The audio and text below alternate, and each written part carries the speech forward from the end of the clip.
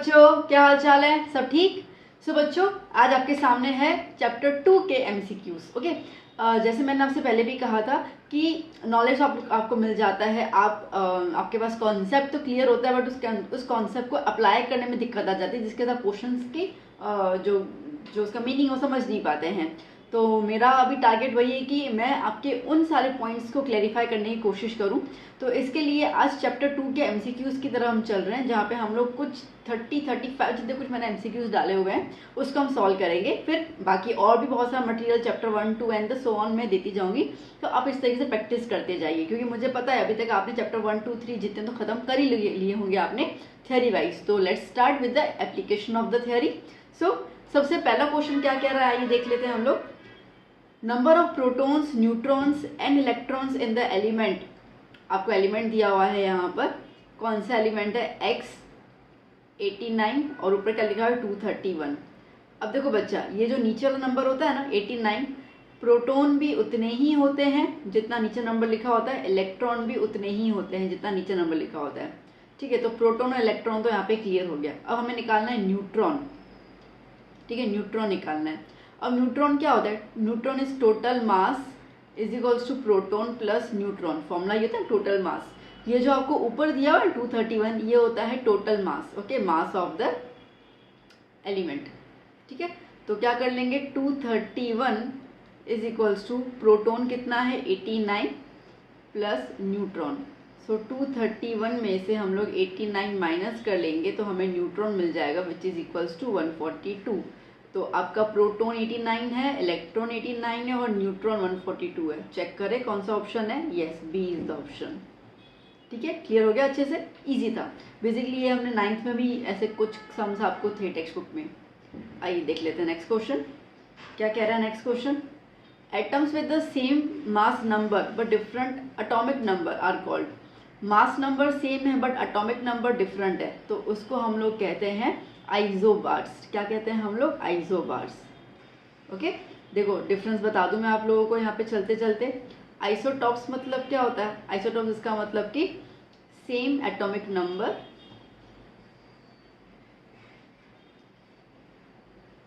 But different atomic mass. ठीक है, different atomic mass, इसको आइसोटॉप्स कहा जाता है। आइसोबार्स आप समझ चुके हैं यहाँ पर, same atomic mass but different atomic number. ठीक है, इतना क्लियर हो गया? अच्छा, आइसोकोर्स का मतलब क्या होता है? आइसोकोर्स बेसिकली ग्राफ प्लॉट किया जाता है। ओके, ग्राफ प्लॉट किया जाता है between pressure and temperature. Pressure और टेम्परेचर का ग्राफ प्लॉट किया जाएगा, जहां पर वॉल्यूम जो है वो क्या होगा? कांस्टेंट। वॉल्यूम कैसा होगा बच्चा यहाँ पर? कांस्टेंट। ठीक है, तो मीनिंग्स पता चल गई तीनों की। तो अब आप क्लियर हो गए कि यहाँ पे आपसे सेम मास नंबर पूछा है और एटॉमिक नंबर डिफरेंट है, that is considered as a isobars. चलिए नेक्स्ट क्वेश्चन देख लेते हैं हम लोग। क्वेश्चन नंबर 3 क्या कह रहा है भाई? Question number 3। क्वेश्चन 3 आपसे कह रहा है, थोड़ा नीचे कर दो। The increasing order lowest first for the value of E by M, मतलब E is the charge, M is the mass for. ठीक है, अब आपको ये बताना है कि E जो है, पहला ऑप्शन बता दो, ऑप्शन आपको क्या क्या दिया हुआ है। E stands for the electron. ठीक है, P stands for proton. Okay, N stands for neutron and alpha stands for alpha particle ना, हीलियम न्यूक्लियस को कहते हैं ना हम लोग। ओके, अब कह रहा है कि इनको आप इंक्रीजिंग ऑर्डर में लगाओ of the E by M। E by M का रेशियो आप लेते जाओ और उसका इंक्रीजिंग ऑर्डर में लगाते जाओ। देखो बच्चा, थोड़ा सा मैं आपको बता दूंगी यहाँ पे किस तरीके से करना है हम लोगों को। इलेक्ट्रॉन देखो, अब एक एक करके हम लोग ना यहाँ पर इलेक्ट्रॉन, प्रोटॉन, न्यूट्रॉन और अल्फा पार्टिकल का E by M का वैल्यू निकालना शुरू कर दे, तो पता चल जाएगा कि इंक्रीजिंग ऑर्डर मतलब कि सबसे छोटे से अपने को बड़े में कैसे जाना है। तो सबसे पहले मैं बात कर लेती हूँ यहाँ पे इलेक्ट्रॉन की। ठीक है, अब इलेक्ट्रॉन का E by M, अब इलेक्ट्रॉन का चार्ज बेटा -1 होता है तो हम 1 लिख लेते हैं। अच्छा, M इज मास, आपको पता है इलेक्ट्रॉन का कुछ मास हम लोग डिफाइन नहीं करते, हम हमेशा इलेक्ट्रॉन के मास को प्रोटॉन के मास से कंपेयर करते हैं और हम ये कहते हैं कि इलेक्ट्रॉन का जो मास है वो प्रोटॉन के मास से 1/183 टाइम्स छोटा है। Okay, like proton is approximately 2000 times more than the mass of the electron, approx 2000 times. तो हम यहाँ पे आप 2000 लिख सकते हो, आप यहाँ पे 1837 आपको वैल्यू एग्जैक्टली याद है तो वो भी आप लगा सकते हो। तो क्या हो जाएगा 1/1837, okay, which is equal to क्या हो जाएगा 1837। ये इसका रेशियो आया इलेक्ट्रॉन का। चलो प्रोटॉन का देख लेते हैं हम लोग। प्रोटॉन का जो चार्ज होता है वो +1 होता है, ठीक है, तो 1 और मास क्या होगा। अब आपको पता है कि हम इलेक्ट्रॉन को कंपेयर कर रहे हैं प्रोटॉन के साथ, ठीक है, तो प्रोटॉन का हम लोग मास 1 यूनिट लेके चलेंगे हम लोग, ठीक है, प्रोटॉन का मास हम 1 यूनिट लेके चलेंगे। तो आंसर क्या आया 1, ओके फाइन। फिर हम बात करते हैं न्यूट्रॉन की। न्यूट्रॉन का चार्ज क्या होता है बेटा 0 और मास कितना होता है आपको याद होगा, प्रोटॉन और न्यूट्रॉन का मास सेम होता है, ठीक है, प्रोटॉन और न्यूट्रॉन का मास सेम होता है, तो उसको भी हम 1 लेके चलेंगे। तो आंसर क्या आया 0। अब बाकी क्या बचा हमारे पास अल्फा। अब अल्फा पार्टिकल जो होता है उसका जो मैंने क्या बताया, अल्फा पार्टिकल इज नथिंग मतलब हीलियम न्यूक्लियर। अब हीलियम का चार्ज क्या होता है बेसिकली अगर देखा जाए हम लोग, ठीक है, तो हीलियम का जो हीलियम में से जो अल्फा पार्टिकल निकलता है उसका चार्ज होता है -2, तो उसको 2 लेंगे हम लोग। और हीलियम का मास कितना होता है 4, ठीक है, कितना हो गया इसका मतलब कि 1/2 दैट मीन्स 0.5, ओके। अब देखो, अब इसको हमें लोवेस्ट के तौर पे अरेंज करना है, तो सबसे कम रेशियो किसका है, न्यूट्रॉन का है, ओके। फिर किसका आया 0.5 अल्फा का आया, फिर किसका कम आया प्रोटॉन का आया, ठीक है, और सबसे ज़्यादा किसका आया इलेक्ट्रॉन का आया। तो न्यूट्रॉन, अल्फा, प्रोटॉन और इलेक्ट्रॉन, ये वाला डी ऑप्शन। देखो बात समझ आई किस तरीके से हुआ, ठीक है, क्वेश्चन मज़ेदार था ना। चलिए चलते नेक्स्ट क्वेश्चन की और फोर्थ क्वेश्चन। ना फोर्थ क्वेश्चन क्या कह रहा है भैया जी हमसे, the energy of second Bohr orbit of the hydrogen atom is -328 kilo joule, okay. Second Bohr orbit मतलब कि सेकंड ऑर्बिट की जो एनर्जी है वो आपको दिया हुआ है -328 किलो जूल, ठीक है, पर mole. Hence the energy of the fourth Bohr orbit, ठीक है, तो आपको फोर्थ ऑर्बिट का एनर्जी निकालना है। देखिए अब बेसिकली एनर्जी जो होता है बच्चा जी वो प्रोपोर्शनल होता है नंबर ऑफ ऑर्बिट के स्क्वायर से, ठीक है, एनर्जी जो होता है वो प्रोपोर्शनल होता है स्क्वायर ऑफ द ऑर्बिट। मतलब कि अगर ऑर्बिट कम है तो एनर्जी उसमें बहुत ज़्यादा है, क्या उसका भी कोई मतलब तो है नहीं। अब अगर हमें यहाँ पे E2 और E4 दिया हुआ है तो एक बार मैं यहाँ पर E4 = 1/n4² लिख सकती हूँ और E2 के लिए क्या हो जाएगा 1/n2²। कंपेयर कर लें क्योंकि हमें रेशियो ही निकालना है ना इसका, ठीक है, तो रेशियो से अपन का आंसर इजीली आ जाएगा। तो मैं लिख सकती हूँ यहाँ पर E4/E2 = अब E4 क्या होता है 1/n4² अपॉन E2 क्या होगा 1/n2²। बेसिक मैथ से n2 ऊपर चला जाएगा तो n2² अपॉन n4², ठीक है, बहुत बेसिक सी चीज़ है।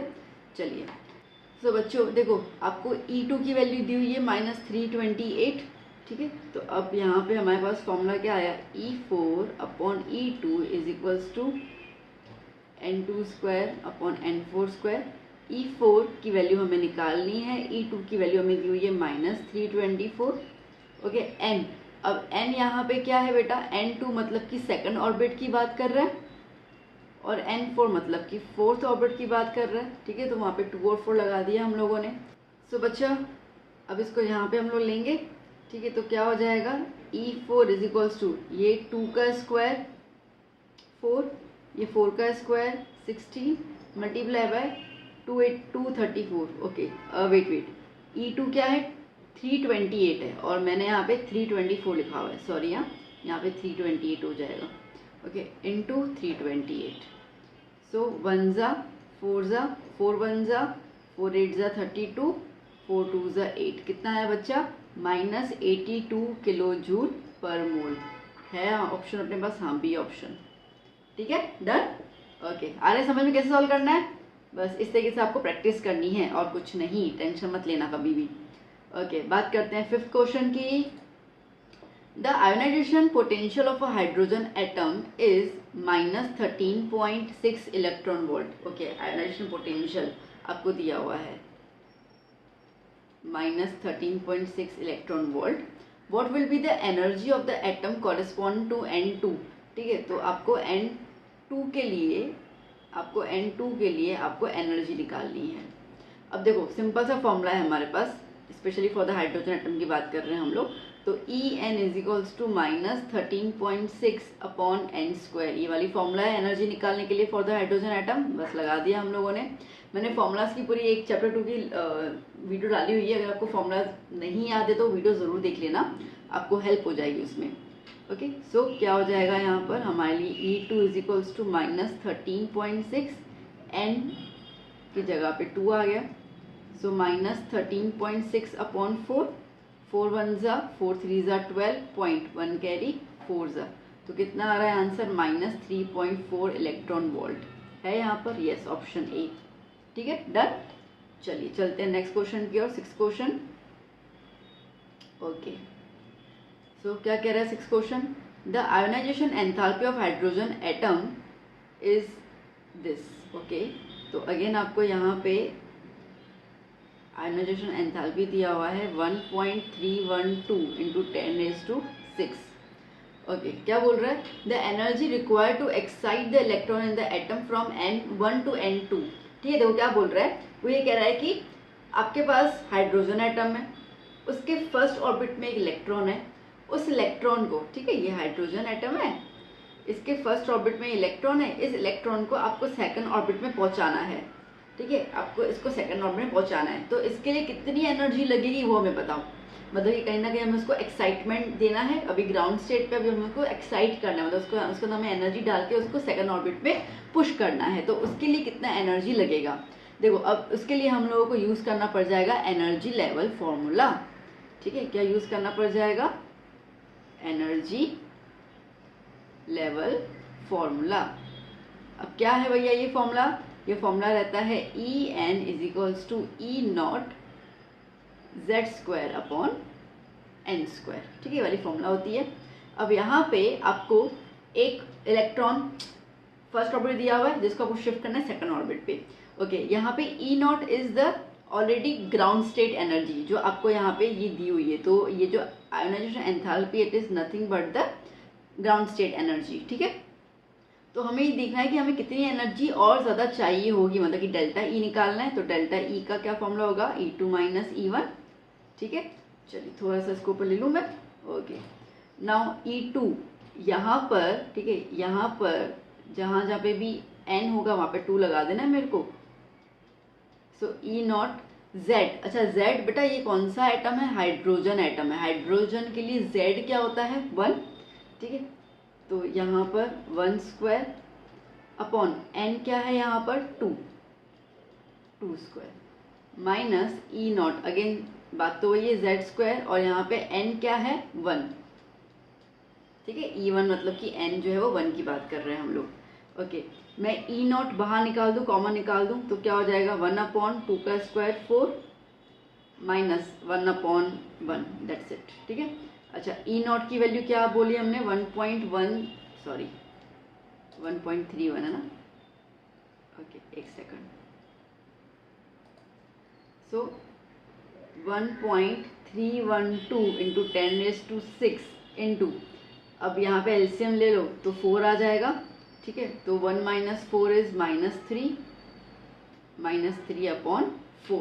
ओके, अब इसको हम सॉल्व करेंगे बच्चा जी, तो और क्या मिलेगा हम लोगों को? बच्चों 4 से डिवाइड कर लेते हैं इसको। 4 1 ज़ा, ये क्या हो जाएगा? 0.328। Okay, now 0.328 multiply by -3 into 10⁻⁶ multiply कर लेते हैं हमने, क्या मिलने वाला है? 0.984 इंटू 10⁻⁶।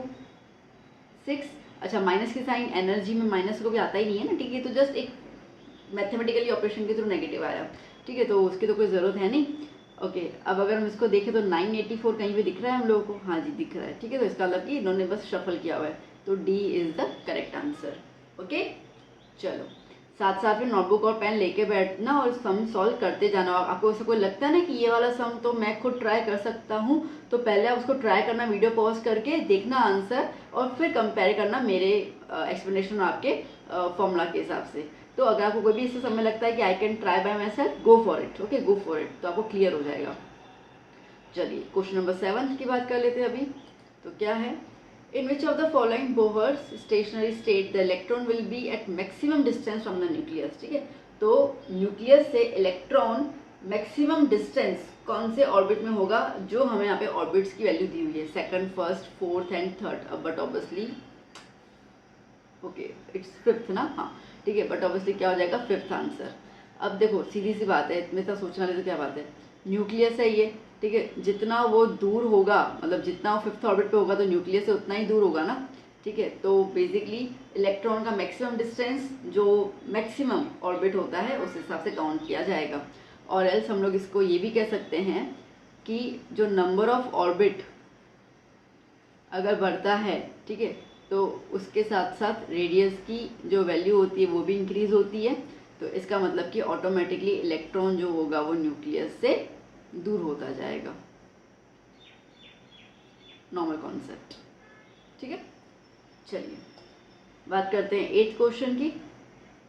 ओके सो क्या कह रहा है ये 8th क्वेश्चन हम लोगों को, now for the given principal level n equals to 4 the energy of it subshell is in the order. ठीक है, किस ऑर्डर में होगा वो हमें बताना है। देखो अब अगर n4 दिया हुआ है, मतलब कि ऑर्बिटल्स तो कौन से होते हैं, SPDF होते हैं, ठीक है, मतलब कि 4s 4p 4d 4f ये होंगे। ओके, अब n अगर 4 है बच्चा तो l क्या होगा, l आपको पता है ना n-1 होता है, ठीक है, मतलब कि 0 से स्टार्ट होगा, 0 1 2 3, n से एक नंबर कम होता है l, ठीक है, ये भी आ गया हम लोगों को। तो अब यहाँ पे अगर आपको एनर्जी ऑर्डर देखना है बच्चा, अगर आपको यहाँ पे एनर्जी ऑर्डर देखना है तो उसके लिए फॉर्मूला होता है n+l, ठीक है, n+l। अब 4s की बात करते हैं हम लोग, n क्या है 4, ठीक है, n क्या है 4, ओके, s ऑर्बिटल है, उसके लिए l की वैल्यू क्या होती है बेटा 0, तो आंसर क्या आया 4। 4p की बात करेंगे तो 4p की देखो ये s आया यहाँ पे, ये p आया, ये d आया, ये f आया, ठीक है, इतना क्लियर हो गया। तो p की जगह 1 कितना आ गया 5। फिर 4d की बात करते हैं तो 4 + 2 दैट इज 6, और 4f की बात करेंगे तो 4 + 3 दैट इज 7। अब इन्होंने कहा है कि आपको इंक्रीजिंग ऑर्डर में लगाना है, तो सबसे छोटा कौन आया बेटा s, फिर कौन सा आया p, फिर कौन सा आया d, और फिर कौन सा आया f। इसका मतलब कि साफ साफ दिख रहा है s is less than p, p is less than d, d is less than f, मतलब कि a ऑप्शन, ठीक है, डन। ओके चलो नेक्स्ट 9th क्वेश्चन। ओके अब क्या कह रहा है भैया जी 9th question, a gas absorbs a photon of 355 nanometre and emits at 2 wavelengths. अच्छा, एक गैस पार्टिकल है, वो फोटोन को एब्जॉर्ब कर रही है, और जब उसको एमिट कर रही है ना तो उसमें 2 अलग वेवलेंथ वाली रेस निकाल रही है। If one of the emission is at 680 nm, अगर एक का वेवलेंथ जो है वो 680 नैनोमीटर है तो दूसरे का क्या होगा वो हमें बताना है। बात समझ आई, ठीक है।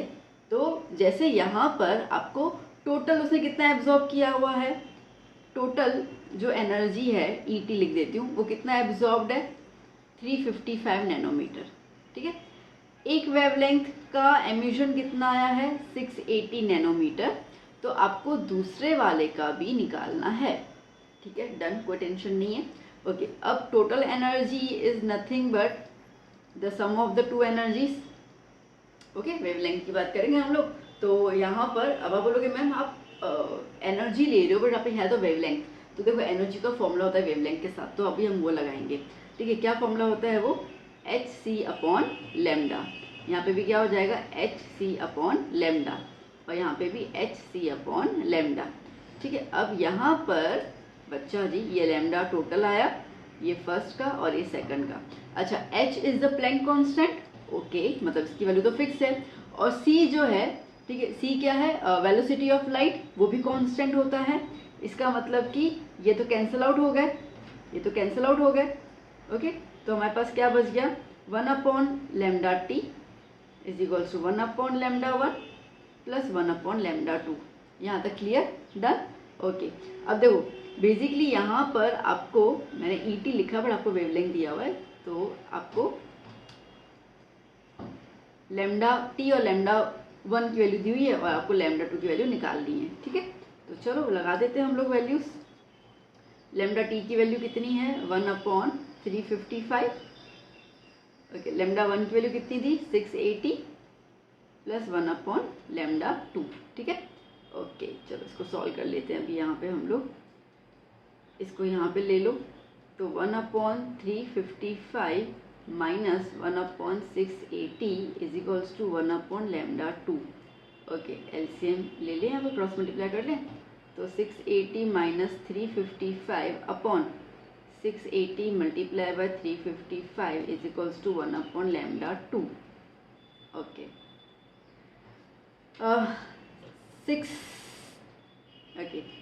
680 और 355 को माइनस कर लेते हैं, सो 325 अपॉन 680 इंटू 355। अब बेटा जी देखो नीचे मल्टीप्लाई करके ऊपर आपको डिवाइड करना है। ठीक है, तो आप जिसको सॉल्व करोगे ना तो आपको इसका अप्रोक्स आंसर मिलेगा 742.77 नैनोमीटर। ठीक है, अब देखते हैं इसके आसपास कोई आंसर है, 742, 743। ठीक है, तो मैंने आपको तरकीब बता दी कैसे सॉल्व करनी है, आगे का कैलकुलेशन आप देख लेना, ना काफ़ी टाइम कंज्यूम हो जाएगा और कुछ नहीं। चलिए आगे चलते हैं नेक्स्ट क्वेश्चन की ओर। 10th number, which of the following statements do not form a part of Bohr's model of hydrogen atom. तो आपको 4 स्टेटमेंट दिए हुए, उसमें देखना कि कौन सा बोहर जी ने नहीं बताया था। Okay, first, energy of the electrons in the orbits are quantised. Okay, electrons की जो एनर्जी होती है वो क्वांटाइज, मतलब कि बेसिकली वो छोटे टुकड़ों में ही, ठीक है, एब्जॉर्ब की जाती है और एमिट की जाती है। तो ये बोहर जी ने बताया था, ये सही है। The electron in the orbit nearest the nucleus has the lowest energy. ठीक है, न्यूक्लियस के नज़दीक का जो ऑर्बिट होगा उस पर जो इलेक्ट्रॉन होगा उसका एनर्जी बहुत कम होगा। हाँ ठीक है, सही बात है, क्योंकि उसको कंट्रोल ही पूरा न्यूक्लियस करता है, तो उसमें एनर्जी का होने का चांसेस ही नहीं है। See, electrons revolve in different orbits around the nucleus. हाँ ये बताया था, अलग अलग ऑर्बिट में इलेक्ट्रॉन्स जो रिवॉल्व करते हैं, जिसमें लाइक के में 2 करेंगे, एल में 8 करेंगे, या 9th में थोड़ा बहुत देखा भी था, 10 इसके चैप्टर 2 में आगे आया था। The position and the velocity of the electrons in the orbit cannot be determined simultaneously. ये बोहर ने नहीं बताया था, ये तो बताया था किसने, हेजनबर्ग जी ने। किससे बताया था, हेजनबर्ग। अनसर्टेनिटी प्रिंसिपल था ना बेटा, वो वाला। ठीक है, तो ये तो उन्होंने बताया था ना कि हम लोग किसी भी इलेक्ट्रॉन का पोजीशन और वेलोसिटी इकट्ठी नहीं बता सकते। अगर पोजीशन बता दिया तो वेलोसिटी नहीं बता पाएंगे, वेलोसिटी बता दी तो पोजीशन नहीं, क्योंकि वो बहुत ज़्यादा रैंडमली बहुत फास्ट मूव करता है, तो ये पॉसिबल नहीं है। और ये वाला स्टेटमेंट हेजनबर्ग जी ने दिया था, बोहर ने नहीं दिया था, तो option D is the correct one. ठीक है, चलिए आइए देखते हैं next question. Which of the following statements in relation to the hydrogen atom is correct. Hydrogen atom के कंपेरिजन में कौन सा स्टेटमेंट सही है, आइए देख लेते हैं। 3s orbital is lower in energy than the 3p orbital. नहीं, 3p orbital is lower in the 3d orbital, ऐसा कुछ नहीं है। देखो बेसिकली अगर हम बात करते हैं यहाँ पे, तो हाइड्रोजन है, हाइड्रोजन में z की वैल्यू क्या होती है बेटा, 1। इसका मतलब कि एक ही इलेक्ट्रॉन है इसके पास, इतना क्लियर हो गया। ओके, अब यहाँ पे इन्होंने जो भी दिया हुआ है 3 के फॉर्म में दिया हुआ है, तो यहाँ पे n is equals to 3। Okay, n is equals to 3 में जो प्रिंसिपल क्वांटम नंबर होता है, ठीक है, उसी के हिसाब से सारी की सारी एनर्जीज होती हैं। तो बेसिकली एक ही इलेक्ट्रॉन है और एक ही इलेक्ट्रॉन s में रहेगा, या जब जंप करेगा तो बेसिकली इसमें हाइड्रोजन एटम में स्पेशली बात करते हैं हम लोग, तो इसमें तीनों की जो एनर्जी होती है वो सेम होती है, तीनों की एनर्जी जो है वो सेम होती है। The reason behind is that energy, याद करना मैं क्या बोल रही हूँ, एनर्जी ऑफ इलेक्ट्रॉन या whatever orbital, energy of orbital depends on principal quantum number, याद करना, प्रिंसिपल क्वांटम नंबर। ठीक है, अब यहाँ पे अगर प्रिंसिपल क्वांटम नंबर के हिसाब से हम बात करते हैं बेटा, तो बेसिकली हम बात करें तो यहाँ पे एस का भी क्वांटम नंबर 3 है, पी का भी 3 है, डी का भी 3 है, ठीक है, यही आता है। तो जिसके हिसाब से, ठीक है, जिसके हिसाब से क्या हो जाएगा कि इन सब की एनर्जी लेवल सेम होती है। अच्छा, इसको हम एक और टर्म भी कहते हैं, ठीक है, this is also known as the degenerate. अगर कभी भी क्वांटम नंबर्स की वैल्यू सेम होती है एस पी डी एफ में, मतलब कि they have the same energy level, तो उसको हम डीजनरेट कहते हैं और ये हाइड्रोजन एटम पोजेस करता है। तो D is the answer. Okay, ना आगे बात करते हैं। The magnetic quantum number specifies, ठीक है, मैग्नेटिक क्वांटम नंबर क्या बोलता है? Size of the orbital, shape of the orbital, orientation of orbital and nuclear stability. Orientation of orbitals, ठीक है, ओरिएंटेशन इसका मतलब क्या होता है कि like we know X Y Z axis होते हैं, ठीक है, तो ऑर्बिटल्स किस एक्सिस में जाते हैं ना वो बताता है। अब आपको पता होगा मैग्नेटिक क्वांटम नंबर जो है वो डिपेंड करता है एल पे, एल मतलब कि अजीमुथल, ठीक है, अजीमुथल क्वांटम नंबर उस पर डिपेंड करता है। तो अगर जैसे कि फॉर एग्जांपल एल की वैल्यू 1 है तो एम की वैल्यू क्या हो जाएगी? -1 0 1, मतलब कि -L 0 और L प्लस L के बीच में लाई करती है m की वैल्यू। ओके, अभी ये 3 वैल्यू आई है, अब L मैंने 1 बोला है, L1 मतलब मैं कौन से ऑर्बिटल की बात कर रही हूँ बेटा? p ऑर्बिटल की बात कर रही हूँ मैं। तो p ऑर्बिटल में 3 सेक्शंस आते हैं, तो एक हो गया px, एक हो गया py और एक हो गया pz, ठीक है। तो अब यहाँ पे जो इलेक्ट्रॉन है वो किस तरीके से अरेंज्ड होंगे, वो ओरिएंटेशन जो है वो हमें मैग्नेटिक क्वांटम नंबर से मिलता है। बात समझ आई? ठीक है, ओके, चलो आगे बात करते हैं हम लोग। 13th क्वेश्चन क्या कह रहा है ये question? If electron, hydrogen, helium and neon nuclei are all moving with the velocity of light. Okay, hydrogen, electron, helium और नियॉन तीनों जो हैं वो सेम वेलोसिटी की स्पीड से ट्रैवल कर रहे हैं। So the wavelength associated with these particles in order, तो किसकी वेवलेंथ ज़्यादा होगी, कम होगी, मतलब हम लोगों को इधर लाइक इंक्रीजिंग या डिक्रीजिंग ऑर्डर में हमें वेवलेंथ्स के बारे में बताना है। देखो, अब यहाँ पे अगर बात करते हैं बेटा वेवलेंथ की, तो वेवलेंथ का फॉर्मूला क्या होता है? H lambda is equals to h/mv, ये फॉर्मूला होता है वेवलेंथ का, ठीक है। अच्छा, अब h is the Planck's constant, तो ये तो कांस्टेंट है बेटा। ओके, मास और यहाँ पे v इज द वेलोसिटी, और उन्होंने कहा है कि तीनों के चारों वेलोसिटी ऑफ लाइट से ट्रैवल कर, मतलब सबकी वेलोसिटी सेम है, जो लाइट की वेलोसिटी है उनकी वेलोसिटी भी वही है, तो मतलब ये भी कांस्टेंट हो गया। तो इसका मतलब ये है कि लैम्डा जो है वो प्रोपोर्शनल हो गया किसके? मास के। अब जिसका मास ज़्यादा, याद करना, जिसका मास ज़्यादा उसका वेवलेंथ कम, जिसका मास ज़्यादा उसका वेवलेंथ कम। अब बात करते हैं इलेक्ट्रॉन की, इलेक्ट्रॉन का मास ज़्यादा होता है कम होता है? बहुत कम होता है, तो मतलब कि इसका वेवलेंथ ज़्यादा होगा। ओके, हाइड्रोजन का मास इलेक्ट्रॉन से ज़्यादा होता है, ओके, तो उसका वेवलेंथ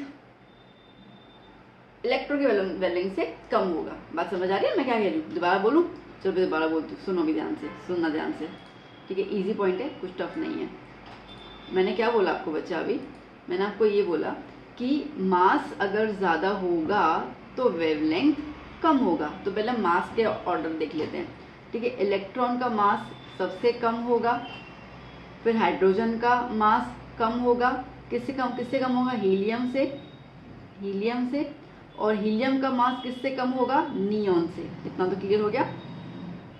अब अपन ने क्या बोला? अगर मास ज़्यादा है तो वेवलेंथ कम, तो अगर मास कम है तो वेवलेंथ ज़्यादा, मास कम है तो वेवलेंथ ज़्यादा। ये जो मैंने ऑर्डर लिखा, ये मैंने ऑर्डर लिखा in the increasing order of the mass, ठीक है। तो इलेक्ट्रॉन का मास बहुत कम है, फिर हाइड्रोजन का मास, फिर हीलियम का मास, फिर नियॉन का मास। तो अब अगर मास कम है तो वेवलेंथ ज़्यादा, मतलब कि इलेक्ट्रॉन की वेवलेंथ सबसे ज़्यादा होगी, फिर हाइड्रोजन की होगी, फिर हीलियम की होगी, फिर नियॉन की होगी। Hydrogen, electron, hydrogen, helium, neon, option A is the correct option, ठीक है। डन, इस तरीके से सोचना है। आ रहा है मज़ा? चलो, मज़ा आ रहा हो तो प्लीज़ वीडियो को लाइक कर दीजिएगा, आपके फ्रेंड्स को वीडियो ज़रूर शेयर कीजिएगा, प्रैक्टिस करते रहिएगा और अपने फ्रेंड्स को रिकमेंड कीजिएगा मेरा channel. If you are finding my channel worthy. मैं आपसे ज़बरदस्ती तो नहीं बोल सकती और बोलूँगी भी नहीं, आपको अच्छा लगता है तो प्लीज़ सपोर्ट मी। चलिए 14 क्वेश्चन कर लेते हैं। The electronic configuration of silver atom in the ground state is, ठीक है, सिल्वर एटम का ग्राउंड स्टेट पे इलेक्ट्रॉनिक कॉन्फ़िगरेशन क्या है?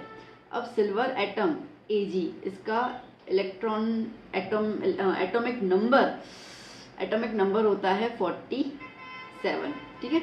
अब अगर हम लोग याद करें वो लास्ट ग्रुप जिसको हम कहते हैं, ठीक है, नोबल ग्रुप, तो हीलियम में नंबर 2 आएगा, ठीक है, हीलियम, नियॉन, क्रिप्टन नंबर 37 आ जाता है, तो वहाँ से कर लेते हैं। तो इसका मतलब कि पहले तो क्रिप्टन आ जाएगा हमारा, क्रिप्टन का नंबर बेटा 37 होता है, ठीक है, 37 होता है। तो 37 के बाकी कितने बच गए, 10 इलेक्ट्रॉन बच गए अरेंज करने के लिए।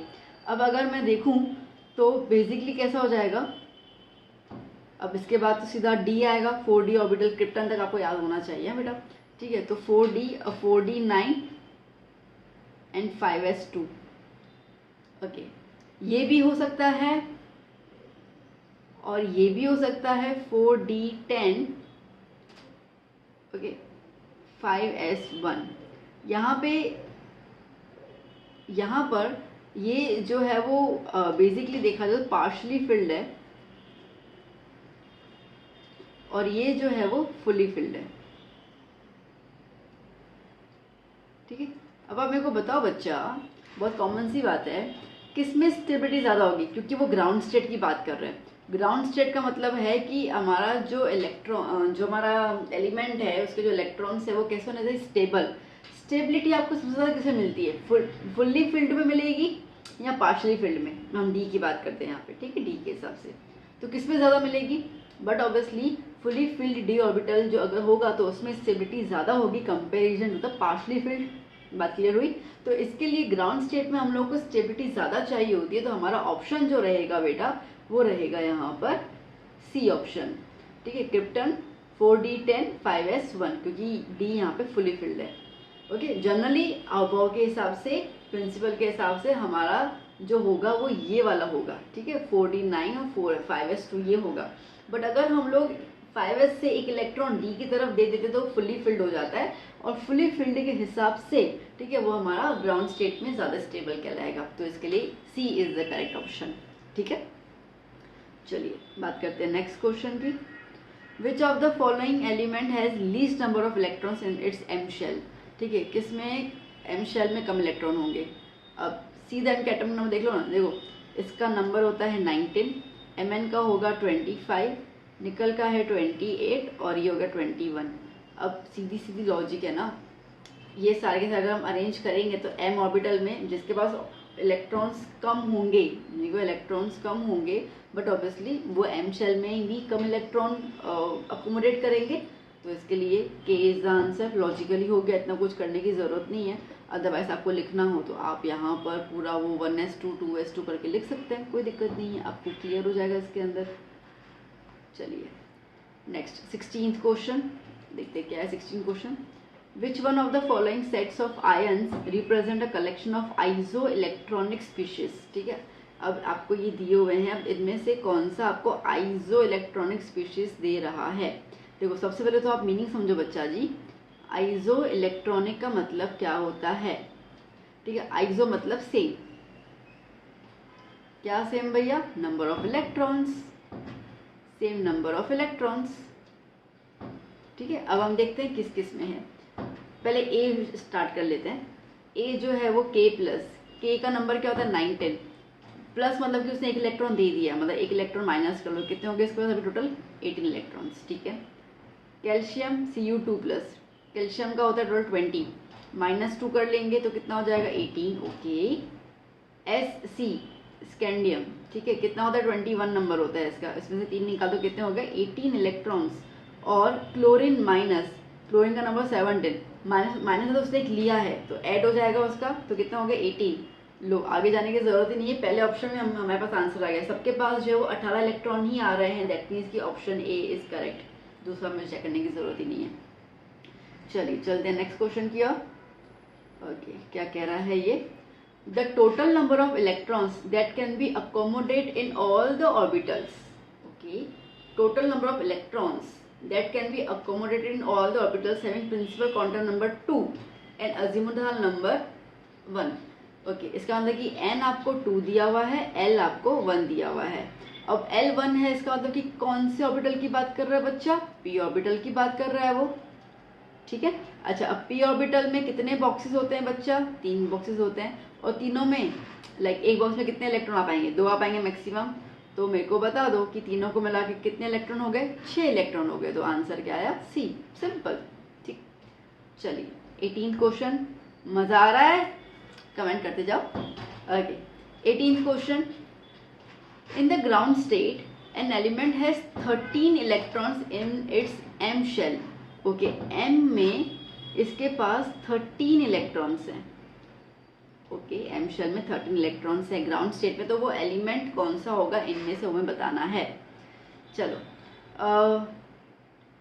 यहाँ पर अब अगर बात करते हैं यहाँ पर एम शेल। अब एम शेल मतलब कि कौन सा होता है, थर्ड शेल होता है ना, KLMN। तो ये थर्ड शेल हुआ। थर्ड शेल मतलब कि n = 3। इतना क्लियर हो गया। मतलब कि जो भी हमारे इलेक्ट्रॉनिक बनेंगे वो 3 से स्टार्ट होगा। ओके, अब बात करते हैं हम लोग कॉपर की। ओके, कॉपर की अगर मैं बात करूँ 3 से, कॉपर का नंबर क्या होता है, कॉपर का नंबर होता है 29। सो 1s2, 2s2, 2p6, 3s2, 3p6, 3d10, 4s1। ठीक है, एक बार काउंट कर लेते हैं। 2 + 2 4, 4 + 6 10, 10 + 2 12, 12 + 18, 18 + 10 28, + 1 29। ओके, फिर बात करते हैं क्रोमियम की। क्रोमियम का नंबर होता है 24। ओके, इसको भी अरेंज कर लेते हैं। क्या हो जाएगा, 1s2, 2s2, 2p6, okay, then 3s2, 3p6, यहाँ पे होगा 3d5 और 4s1। ओके, फिर क्या आता है, निकल। निकल का नंबर है हमारे पास 28 या 28। ठीक है, तो बेसिकली पूरा कॉपर जैसा ही रहेगा, बस एक नंबर कम हो जाएगा। 1s2, 2s2, 2p6, 3s2, 3p6, 3d8, 4s2। ठीक है, यप। फिर बात करते हैं हम लोग आयरन की। आयरन का नंबर होता है 26। तो क्या हो जाएगा यहाँ पर, 1s2, 2s2, 2p6, 3s2, 3p6, 3d6, 4s2। ठीक है, अब क्या बोल रहा है यहाँ पर, इन द ग्राउंड स्टेट किसके पास, ठीक है, किसके पास जो वो 13 इलेक्ट्रॉन है वो चेक करो। अब सारे के सारे 3 वाले काउंट करो। यहाँ पे कितने हैं, 6 + 10 16 + 2, यहाँ पे 18 है इसके पास 18 है। यहाँ पे देखो तो बेटा 6 + 2 8, 8 + 5 13। ओह 13 यहाँ पे आ ही गया। चेक करना, दूसरे चेक कर लेते हैं। 6 + 2 8, 8 + 8 16, ये 16 है। और यहाँ पे चेक करो तो 6 + 6 12, 12 + 2 18। इन्होंने हमें 13 पूछा है, 13 मतलब कि क्रोमियम। तो B is the correct answer. ठीक है, डन, क्लियर हुआ ना। जस्ट कॉन्फ़िगरेशन लिख दिया और फिर मैंने एम देख लिया। M is a third shell. ठीक है, थर्ड शेल में 3s वाले जितने भी हैं, मतलब 3 वाले जितने भी, उनको काउंट कर लो, सिंपल सी बात है। चलिए अब बात करते हैं 19th क्वेश्चन की। ओके, क्या कह रहा है 19th question, the electrons of the same orbitals can be distinguished by. Electrons of the same orbital, same orbital में इलेक्ट्रॉन्स डिस्टिंग्विश कौन करता है, वो करता है स्पिन क्वांटम नंबर। तो आपको पता है, ठीक है, कि ऑर्बिटल्स में, ठीक है, जैसे हमें ये पी रहेगा तो पी ऑर्बिटल में इलेक्ट्रॉन को अगर हमें रखना है तो हम एक ऊपर एक नीचे रखते हैं। ठीक है, तो एक +2 मतलब एक +½ ऑर्बिटल में जाएगा, एक -½ ऑर्बिटल में जाएगा। ठीक है, इस तरीके से जाएंगे। तो इसके लिए ये आपको डायरेक्शन बताता है इलेक्ट्रॉन्स का। तो इलेक्ट्रॉन्स को distinguish in the form of direction कर सकते हैं, तो वो हमें स्पिन क्वांटम नंबर देगा। तो इसके लिए C is the correct answer. चलिए नेक्स्ट क्वेश्चन 20 नंबर, आइए देख लेते क्या कह रहा है। What will be the sum of possible values of L and M for n = 5? अच्छा, sum of all the possible values of L and N for n = 5। अब n आपको यहाँ पे 5 दिया हुआ है। अब अगर n 5 है तो L क्या होगा, 0 1 2 3 4। इतना क्लियर हो गया। ओके, अब हम लोगों को L और M की पॉसिबल वैल्यूज पता करनी है। तो पहले M देख लें हम लोग। M की फॉर्मूला होती है 2L + 1। ठीक है, तो अब अगर मैं 2L, L की जगह अगर मैं 0 लगा दूँ बच्चा जी, +1 आंसर 1 आएगा। फिर 1 लगा दिया 2 + 1 3 डायरेक्टली लिख देती हूँ, ठीक है। फिर 2 लगा दिया, +1 5, और फिर 3 लगा दिया 7, और फिर 4 लगा दिया, दैट इज़ 9, ठीक है। इतना क्लियर है। अच्छा, अब सम करना है इनकी वैल्यूज़ का, तो कैसे करेंगे हम लोग? तो इसके अंदर हम प्लस करेंगे, m + l बोला है ना, ठीक है। तो अब यहाँ पे l क्या लगाया आपने? 0, तो 1 + 0 आंसर क्या आया? 1।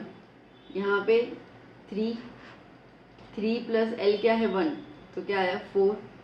यहाँ पे क्या है? 5, और l क्या लगाया इसके अंदर हम लोगों ने? 2, क्या हो जाएगा? 7। देन 7 + 3 क्या हो जाएगा? 10, एंड 9 + 4 कितना हो जाएगा? 13। ओके, तो पॉसिबल वैल्यूज़ कितनी आ रही है? देखो, अब ऑप्शन में चेक करना है हम लोगों को। तो ऑप्शन में क्या क्या नंबर है? ऑप्शन में आपको 4 भी है और 13 भी है, मतलब कि ये दोनों आंसर होंगे, 13 भी और 4 भी, ठीक है। ये दोनों आंसर होंगे, क्योंकि आपको पॉसिबल वैल्यू में 4 भी मिल रहा है और आपको पॉसिबल वैल्यू में 13 भी मिल रहा है। कई की जगह पे आपको सिर्फ 13 आंसर ही बोला जाएगा कि उसी को टिक कर लो। अगर तो हम लोग फिर अगर एक ही ऑप्शन सही ढूंढना है तो उसके लिए हम लोग को 13 टिक करना होगा, क्योंकि it has the maximum possible values, ठीक है। मैक्सिमम नंबर हम 13 लेंगे इसके लिए। चलिए next question, consider the ground state of chromium atom Z = 24। Okay, chromium में आपको Z24 दिया हुआ है, उसका atomic number. The numbers of electrons with the azimuthal quantum number L = 1 and L = 2 are. चलो, अब देखो बेटा, पहले तो हम लोग ना क्रोमियम का कॉन्फ़िगरेशन लिख देते हैं। क्या हो जाएगा? अभी भी लिखा था हमने, 1s2 2s2 2p6 3s2 3p6 3d5 4s1, इतना लिख दिया हम लोगों ने। ओके, अब आपसे ये बात कर रहा है, अब आपसे बोल रहा है कि भाई L = 1। अब L = 1 मतलब कि किसकी बात कर रहा है बच्चा जी? वो p ऑर्बिटल की बात कर रहा है। अब p ऑर्बिटल में कितने इलेक्ट्रॉन्स है? एक तो p ऑर्बिटल यहाँ पे नजर आ रहा है और एक p ऑर्बिटल यहाँ पे नजर आ रहा है, तो टोटल कितने इलेक्ट्रॉन्स हो गए p ऑर्बिटल में? 6 + 6 12 इलेक्ट्रॉन्स। और L = 2, L = 2 मतलब कि sp d ऑर्बिटल, ठीक है। अब d ऑर्बिटल में यहाँ पे कितने हैं? एक ही है, दैट इज 5 इलेक्ट्रॉन्स। तो आपका ऑप्शन होना चाहिए 2 और 12 एंड 5, 12 एंड 5 12, ये रहा बी ऑप्शन, ठीक है। Done, okay. चलिए चलते हैं नेक्स्ट क्वेश्चन की ओर। क्या कह रहा है ये? A body of mass 10 milligram, mass 10 milligram दिया हुआ है। अब हमें पता है मास हमेशा हमें केजी में लेना होता है as per the basic SI units, ठीक है। तो इसके लिए 10 × 10⁻², ओके, केजी के लिए एक तो ग्राम में कन्वर्ट करेंगे तो -3 उसका होगा, और ग्राम से किलोग्राम में जाएंगे तो -3 उसका होगा। तो क्या हो जाएगा? 10 × 10⁻6 kg, ठीक है। इतना तो हो गया। विद द वेलोसिटी आपको दी हुई है 100 metre per second, okay. The wavelength of the de Broglie wave associated, तो आपको यहाँ पे क्या निकालना है? वेवलेंथ निकालना है। तो बच्चा पार्टी फॉर्मूला क्या है हमारे पास? डी ब्रोगली जी के हिसाब से जो फॉर्मूला बनता है H/mv, आगे भी तो यूज़ किया था हम लोगों ने। H क्या है? 6.63 × 10⁻34 क्वेश्चन में दिया हुआ है, ओके। मास आपको हमने अभी निकाला 10 × 10⁻6, और वेलोसिटी कितना दिया हुआ है? 100, ओके। तो अब बच्चा जी इन सबको जब आप सॉल्व करेंगे ना, मैं इतना ज़्यादा टाइम इसमें कंज्यूम नहीं करना पसंद करूँगी, कर लेती हूँ। चलो, तो यहाँ पे 10, यहाँ पे 2 0 3 0 आ गए, तो 6.63 × 10⁻34, ठीक है।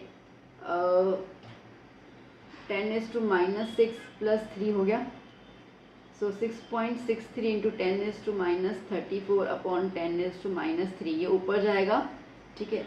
ये ऊपर जाएगा तो +3 हो जाएगा, तो -34 में से 3 गए तो -31, ये वाला तो नंबर सेम रहेगा। तो ऑप्शन कितना हो रहा है? 6.63 × 10⁻31, D option, okay, D option.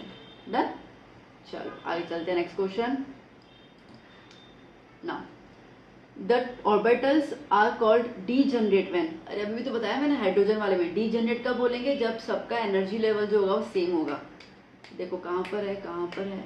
D option, they have the same energy level, I mean same energy, बस मीनिंग डेफिनेशन ही तो है और तो क्या है।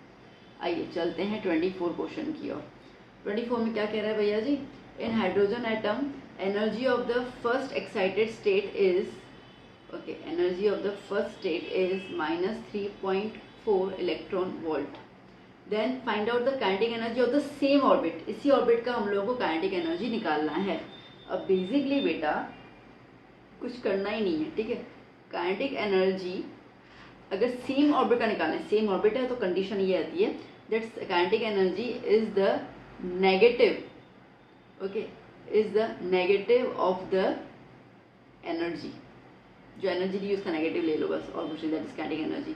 तो माइनस एनर्जी कितनी है, -3.4, माइनस माइनस प्लस, तो क्या हो गया 3.4 इलेक्ट्रॉन वोल्ट प्लस में, ए ऑप्शन, दैट्स इट, खत्म।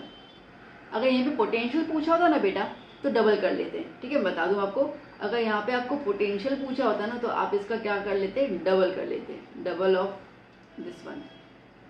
क्लियर हुआ, ठीक है। इसके लिए आपको उसका आंसर भी 13.6 भी आपको दिया हुआ है आंसर, चलो सॉरी 6.8 भी दिया हुआ है आंसर। तो क्या पोटेंशियल में डबल किया जाता है और काइनेटिक एनर्जी में सिर्फ जो आपका सेम ऑर्बिटल है इसके लिए उसका सिर्फ नेगेटिव लिया जाएगा, that's it. Now next 25th question, which of the following sets of quantum numbers represent the highest energy of an atom?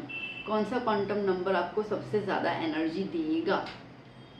बहुत सिंपल सी बात है, देखो यहाँ पे N3 है। अब पहले तो ABC देख लो, N3 तो इनमें 3 है।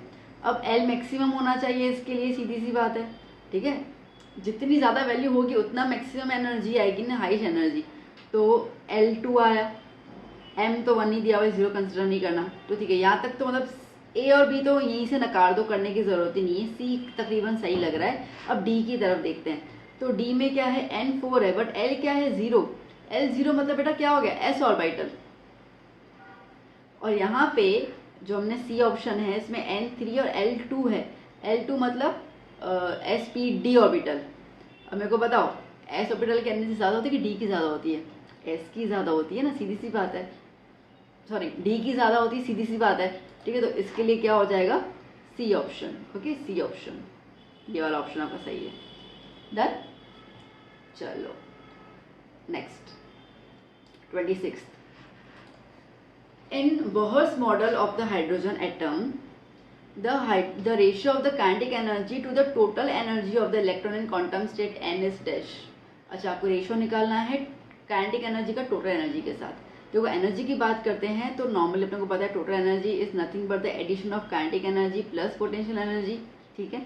अच्छा, अभी एक और सवाल किया हम लोगों ने आगे, मैंने उसे बताया था कि पोटेंशियल एनर्जी जो होता है वो ट्वाइस होता है एनर्जी के, दैट इज टोटल एनर्जी के। तो total energy is equals to kinetic energy plus potential energy की जगह पर ट्वाइस ऑफ टोटल एनर्जी लिख दूं मैं, ठीक है। इसको मैं यहाँ पे लेके आऊँ तो total energy -2 total energy is equals to kinetic energy, that is minus total energy is equals to kinetic energy. इन्होंने बोला कि रेशियो निकालो काइनेटिक टू टोटल, तो मैं यहाँ पे ले लूँ तो -1 is equals to kinetic energy upon total energy, -1 answer है यहाँ, सी ऑप्शन, ठीक है, done. Easy easy peasy, easy peasy, easy peasy. चलो 27, the number of spherical nodes in P3p orbitals are spherical nodes, okay. अब 3p के हिसाब से n क्या हो गया बेटा, 3, और p दिया हुआ है, p के हिसाब से l क्या हो जाएगा, 0 1, l1 आ गया, ओके। स्पेरिकल नोड्स का फॉर्मूला क्या होता है बेटा, बोलो बोलो, स्पेरिकल नोड्स का फॉर्मूला होता है n - l - 1। n क्या है 3, l क्या है 1, ये -1, तो 3 - 2 क्या है आंसर, 1, ए, दैट्स इट, ठीक है। चलिए 28th क्वेश्चन क्या है, 28 में a subshell with n equals to 6, n 6 है, l 2 है, मैक्सिमम कितने इलेक्ट्रॉन्स वो अकोमोडेट कर सकता है, ओके, बहुत इजी है। देखो n 6 है, उस हिसाब से L2 दिया हुआ है, L2 मतलब कौन सा ऑर्बिटल हो गया, D ऑर्बिटल। ये मैं जब कह रही हूँ समझ आ रहा ना, देखो एल के लिए क्या होते हैं 0 1 2, ठीक है। तो 0 के लिए s ऑर्बिटल, 1 के लिए p ऑर्बिटल, 2 के लिए d ऑर्बिटल, इसके लिए L2 दिखा मैं 2 d ऑर्बिटल। अब d ऑर्बिटल मतलब कितने खाने होते हैं बेटा, 5 खाने होते हैं, 1 2 3 4 5। और एक खाने में कितने इलेक्ट्रॉन आ सकते हैं, 2 मैक्सिमम। तो 5 में कितने हो जाएंगे, 10। तो मैक्सिमम कितने इलेक्ट्रॉन्स अकोमोडेट कर सकते हो, 10 इलेक्ट्रॉन्स अकोमोडेट कर सकते हैं, सिंपल, ठीक है। चलिए 29 क्वेश्चन क्या है, 29 क्वेश्चन देख लेते हैं। Which of the following conclusions could not be derived from the Rutherford's alpha scattering particle experiment? Okay. Which of the following conclusion could not derive? Okay, हम derive नहीं कर सकते हैं। Most of the space in the atom is empty, वो Rutherford से पता चल गया था। The radius of the atom is minus 10⁻⁻10, ये प्रिंटिंग मिस्टेक हो गया, 10⁻⁻10 मीटर से 10⁻⁻15 मीटर, ठीक है। ये भी रदरफोर्ड जी से आ गया था। Electrons move in circular orbit, circular path of the fixed energy called orbits, ये हमें बोहर जी ने दिया था। यही तो उनका ड्रॉबैक था ना रदरफोर्ड जी का, कि वो इलेक्ट्रॉन कैसे मूव करता है और इलेक्ट्रॉन का पोजीशन नहीं बता पाए थे। तो पोजीशन बताया था किसने, बोहर जी ने। तो इसके लिए ये सी जो है वो रदरफोर्ड जी का स्टेटमेंट नहीं है, वो बोहर जी का स्टेटमेंट है। तो सी इज द करेक्ट आंसर। चलिए आगे देख लेते हैं हम लोग। ओके क्या है इसके अंदर, the number of radical notes for 3p orbital. Again 3p दिया हुआ है, तो जिसके अंदर n आ गया 3, l आ गया 1। ओके रेडियल नोट्स का भी फॉर्मूला स्फेरिकल नोट्स वाला ही होता है, ठीक है। कौन सा होता है, 3 - l - 1। सो 3 - 1 - 1, तो 3 - 2 आंसर क्या है 1, डी ऑप्शन, ठीक है, सेम ही है। Number of angular notes for 4d orbital. Okay 4d, तो n क्या आया 4, ओके, और l क्या आया d है, d मतलब कि 2 आ जाएगा, ठीक है। ओके अब एंगुलर नोट्स की बात करें ना बेटा, तो ये कुछ नहीं होता है, ये l की वैल्यू होती है। Angular notes is nothing but l। अब l कितना है 2, तो ऑप्शन क्या आ गया 3, दैट्स इट, ठीक है। चलिए नेक्स्ट क्वेश्चन 32। ओके क्या कह रहा है, principal azimuthal and magnetic quantum numbers are relatively related to, किसके साथ रिलेट करते हैं। देखो प्रिंसिपल आपको साइज बताता है, जैसे कि n अगर 3 है तो पता चल जाएगा कि थर्ड ऑर्बिट मतलब साइज पता चल जाएगा अपने को, ठीक है। अजीमुथल जो है आपको क्या बताता है, S-P-D-F मतलब शेप बताएगा कि वो स्पेरिकल आएगा, डम्बल शेप आएगा, ठीक है, डबल डम्बल्ड आएगा, वो आपको बताएगा यहाँ पर अजीमुथल। और मैग्नेटिक क्या बताता है, ओरिएंटेशन, कि अगर ये डम्बल शेप है, ठीक है, तो ये एक्स एक्सिस में जाता है या यूँ इस तरीके जेड एक्सिस में जाता है, तो ये बताएगा ओरिएंटेशन। तो size shape orientation, A option, ठीक है। चलिए next 33। The electronic configuration of chromium. Okay अभी कितनी बार पहले भी तो लिखा हम लोगों ने, क्रोमियम का 24 क्या हो जाएगा 1s2 2s2 2p6 3s2 3p6 3d5 4s1। Okay अब 6 + 2 + 2 10 को हम यहाँ तक अपन नियॉन बोल सकते हैं, तो इतना नियॉन आया। 3s2 3p6 3d5 ढूंढो तो कहाँ पर है, 3s2 3p6 3d5 4s1, B option, ठीक है, ऑप्शन बी, डन, क्लियर। चलिए चलते हैं 34th क्वेश्चन की तरफ। क्या कह रहा है वो हमसे, according to the Aufbau principle a new electron enters the orbitals when, ठीक है, अहबो के हिसाब से जो नया इलेक्ट्रॉन एंटर करेगा तो वो किस ऑर्बिटल में एंटर करेगा, उसका रूल क्या है। तो उसका रूल है बेटा n+l। n+l की मिनिमम वैल्यू जो होगी, ठीक है, उसमें पहले इलेक्ट्रॉन जाएगा। और यही रीज़न है बेटा कि 4s ऑर्बिटल जो है वो पहले फिल्ड होता है, ठीक है, field first then 3d orbital. अब देखा जाए तो 3 नंबर है तो थर्ड वाला ऑर्बिट पहले होना चाहिए ना, ठीक है, बट हम लोग क्या करते हैं, हम लोग 4s वाले को पहले करते हैं और 3d वाले को बाद में करते हैं। क्यों, क्योंकि इसकी एनर्जी लेवल कम है, तो इसके लिए इलेक्ट्रॉन पहले 4s में जाएगा, 3d में बाद में जाएगा। तो इसके लिए आंसर क्या हो जाएगा ए, ठीक है। तो ये चीज़ याद करना, अहबो का प्रिंसिपल है, ठीक है। Last question, okay which of the following is not permissible, इसमें क्या सही नहीं है देख लेते हैं। N4 होगा तो L3 आ सकता है, M0 आ सकता है, हाँ ठीक है, इसमें इलेक्ट्रॉन जा सकते हैं। N4 L2 M1, okay C is not correct. क्यों? देखो N4 है, अब N4 है तो L क्या होना चाहिए, यहाँ 0 या 1 या 2 या 3, इन्होंने क्या बोला L4, ये तो पॉसिबल ही नहीं है ना। अजीमुथाल की वैल्यू जो होती है वो N से एक नंबर कम होती है, ठीक है, अजीमुथाल 0 से लेकर N-1 तक जाता है ना, तो ये तो वाला पॉसिबल ही नहीं है, इसके लिए C is the correct answer. Okay बच्चा, सो यहाँ पे हम लोगों ने सुपर 35 क्वेश्चंस कंप्लीट कर लिए। आई होप आपको मजा आया होगा, क्वेश्चंस की वैरायटी अच्छी लगी होगी। यहाँ पे मैं स्टॉप नहीं करने वाली हूँ, और भी क्वेश्चंस की वैरायटीज लेके आऊंगी। अभी थोड़े MCQ डालें, फिर थोड़े 1 मार्क 2 मार्क वाले क्वेश्चन जो होंगे वो भी मैं लेके आऊंगी, तो आप बस प्रैक्टिस करते जाइए। और इसके अलावा आपको मेरे यहाँ से कोई और मदद चाहिए, डू कमेंट मी, आपके जो भी सजेशन होंगे, रिकमेंडेशन होंगे, मैं कोशिश करूँगी आपकी चीज़ों को फुलफिल करती जाऊँ। और वीडियो कैसा लगा आपको प्लीज़ प्लीज़ प्लीज़ ज़रूर बताइएगा, and to subscribe the channel अगर चैनल पे नए हैं तो चलो अभी हम मिलते हैं नेक्स्ट वीडियो लेक्चर में। Till then keep study, keep hard working, bye bye, take care.